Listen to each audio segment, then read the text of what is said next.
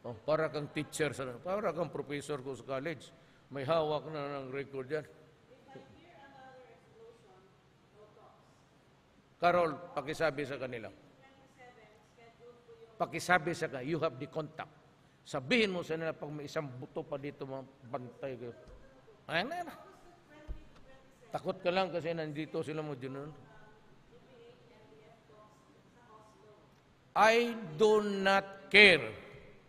Do not argue. I do not care. I said now, tonight, that's an ultimatum. You can fight, we will fight. Walang problema yan. Maraming sundalo bakati ang kamay. But do not use landmines because it is prohibited by the Geneva Convention of which the Philippines is a signatory. Kaya kami, hindi ko I will never allow the soldiers to use that. I will never allow the soldiers na mag-salvage ang katali ng NPA dyan, prisoner. Sabi ko, pag may maputok ng landmine, I'm giving the ultimatum now. Pag may marinig ako bukas na may namatay ng landmine, you can say goodbye to the peace talks. I will ready the AFP for another 45 years of fighting. Maraming pera ang gobyerno.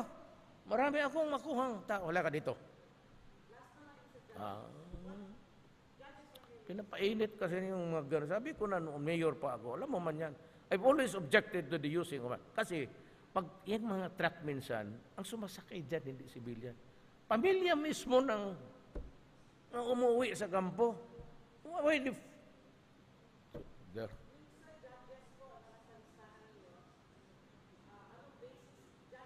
Judges. Alam mo, nahulaan mo. Believe ako sa iyo. Bakit mo nahulaan? Nandinismiss yung ka. Talaga believe ako sa iyo. Alam mo, pare, abogado man ako. You keep on dismissing cases naman. Maghanap ka ng minute na addressing myself to the Supreme Court. I'm sorry, but there are judges. I would not want to validate dito, but there are judges who can really be bought. May mga piskal na bibili. May mga cabinet members na bibili ng korupsyon, Carol. May police na bibili, may army na bibili. May mga presidente na pinagbibili nila ang bayan nila. Ganon yan eh. Prosecutors, next batch yan sila. O prosecutor ka, sige lang. Tanungan kita, why? Come here. Kagaya nung panahon, all cases recommended for filing in the provinces and cities. I do not want to mention the guy. He's already dead. Ang gawin ng mga abogado, i-appeal it to the Justice Department. Under ng cabinet member yan. Lahat ng nagpunta doon sa Justice Department, dismissed ang kaso. Bakit? Pera-pera lang. Judge, pera-pera lang. Maybe. Titingnan ko kung anong isabit nila. Hindi ko matanong dito yan.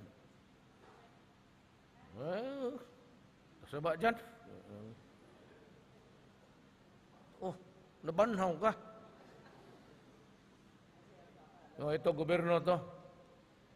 Ang gandang gupit mo, pati na brown ang buhok mo, itim yan noon.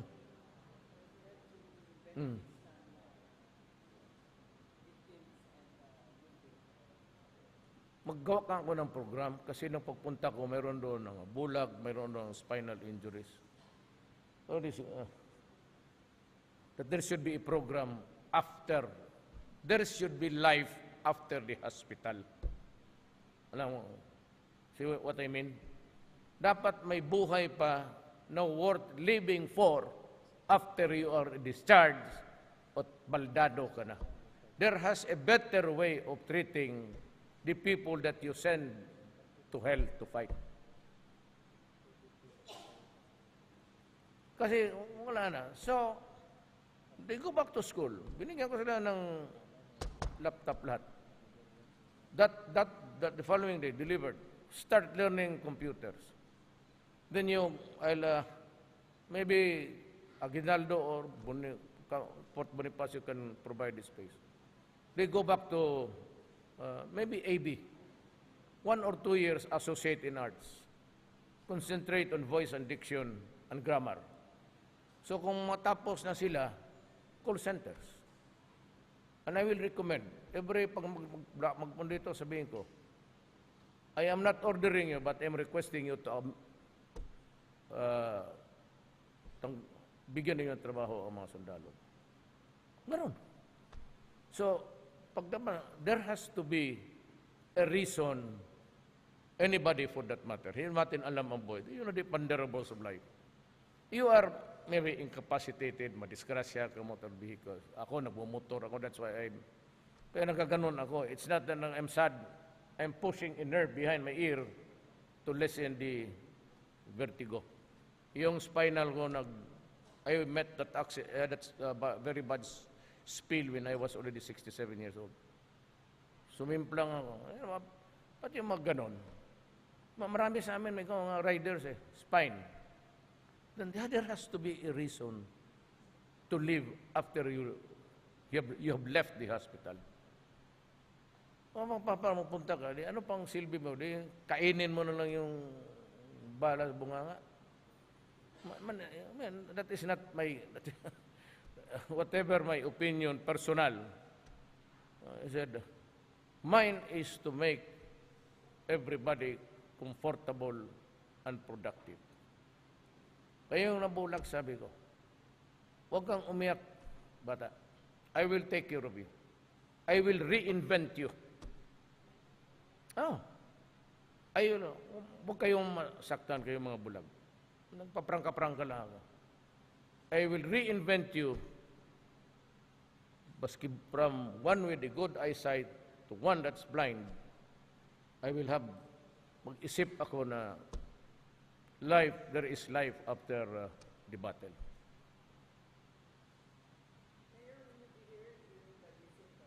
Ayaw ko lang. Kasi ayaw ko. Kasalanan ng Diyos yan. Ginawa niya akong presidente, si 21.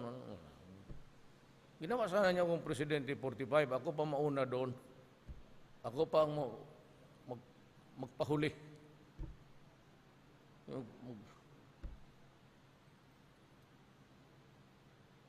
Bigay ninyo sa yung ganon.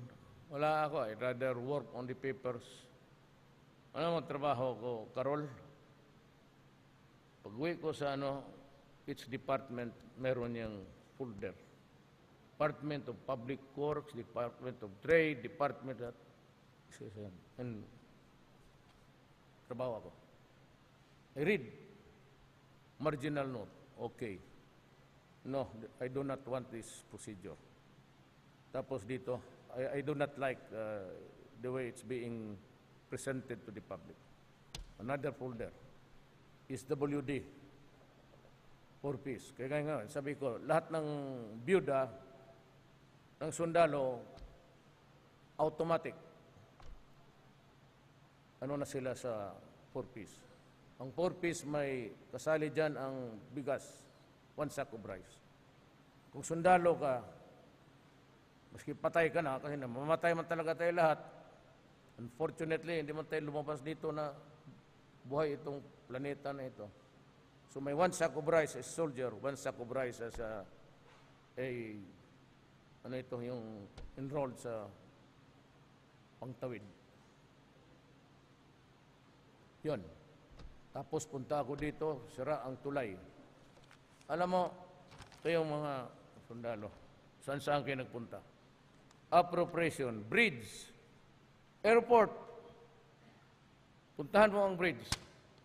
Kalahati lang, puntahan mo ang airport. Para basketball court lang, hindi airport. Ganon ang gobyerno. This insanity will be stopped. This kind of rigmarole imposed on the Filipino people must stop. kayong mga oligarchs na nananayaman kayo sa laway ninyo, ngayon repeatedly si Ong Pin, talaga,